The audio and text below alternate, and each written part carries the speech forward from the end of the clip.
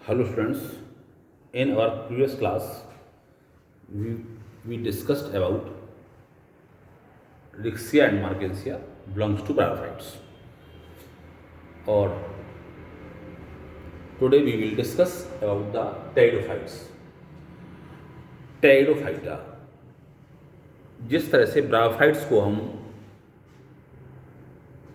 Amphibians of plant kingdom कहते हैं, उसी प्रकार से टेरिडोफाइट्स को हम रेप्टाइल्स ऑफ प्लांट किंगडम कहते हैं, क्योंकि ये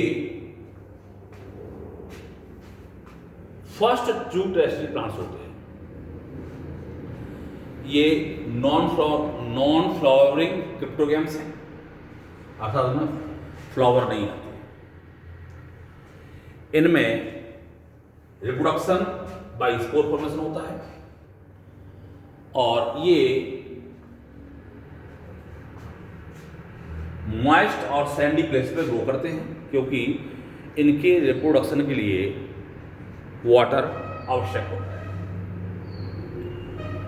और ये बताएंगे फर्स्ट ट्रू टेरेस्ट्रियल प्लांट्स हैं और इनमें वेस्कुलर टिश्यू पाए जाते हैं जो कि ब्रायोफाइट्स में नहीं पाए जाते थे, अर्थात इनमें जाइलम और फ्लोएम पाए जाएंगे, लेकिन जाइलम में बेसल्स और फ्लोएम में कंपेनियन सेल्स नहीं पाई जाती हैं।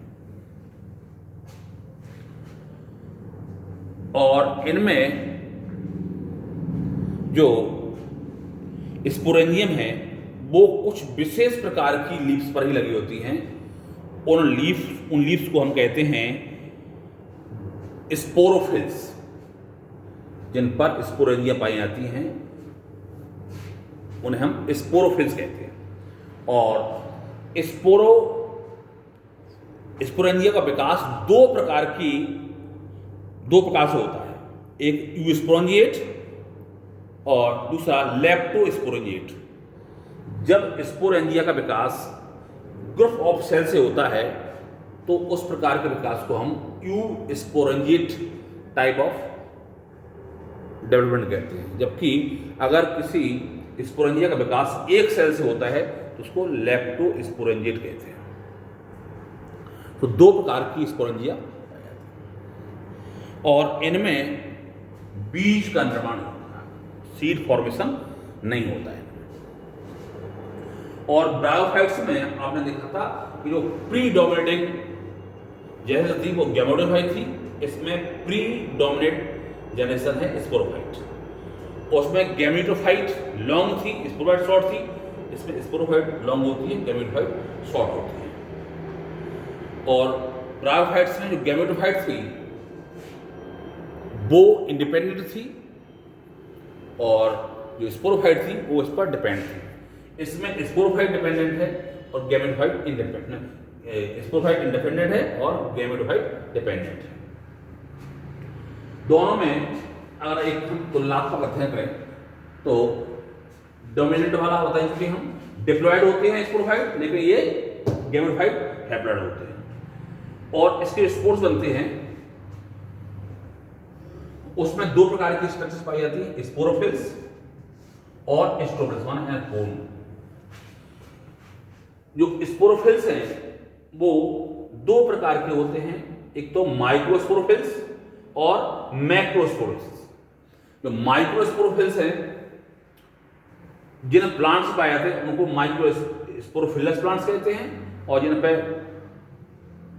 मैक्रोस्पोर्स पाए जाते हैं उन्हें मैक्रोस्पोरोफिलस प्लांट्स कहते हैं। इसका एग्जांपल है स्लाइनेला, इसका है फर। इसमें लीव्स बड़ी होती हैं, माइक्रो में छोटी होती हैं और मैक्रो में लीव्स बड़ी होती हैं। इसका जो गैमेटोफाइट है वो फोटोसिंथेटिक ग्रीन प्रोथेलस होता है, जिस पर मेल और फीमेल सेक्स ऑर्गन्स बने होते हैं। अब इसकी एक लाइफ साइकिल के बारे में थोड़ा सा हम देखें तो इसकी जो लाइफ साइकिल में अल्टरनेशन ऑफ जनरेशन पाया जाता है, स्पोरोफाइट पीढ़ी से गैमेटोफाइट और गैमेटोफाइट से पुनः स्पोरोफाइट पीढ़ी का विकास होता है। So this type of development is known as alternation of generation. इस प्रकार की जो घटना को पीढ़ी एकांतरण या अल्टरनेशन ऑफ जनरेशन कहते हैं। अब देखो, स्पोरोफाइट जो डिप्लॉयड अवस्था है, undergoes the meiosis division, resulted the haploid spores are form. इस haploid spores undergoes the germination and form the prothallus which is a gametophyte generation, which is also haploid, and prothallus which have the male and the female sex organs produces male and female gametes। इसलिए इस prothallus को हम gametophyte भी कहते हैं, because of the male and female sex organs are found in the same thallus। After the production of male and female gametes, they fertilize together and form the diploid zygote। और zygote से फिर sporophyte का विकास होता है। So this is the life cycle of pteridophytes, जिसका अभी हम विस्तृत अध्ययन आगे करेंगे। तो this is all about the pteridophytes या introductory parts of pteridophytes. Thanks.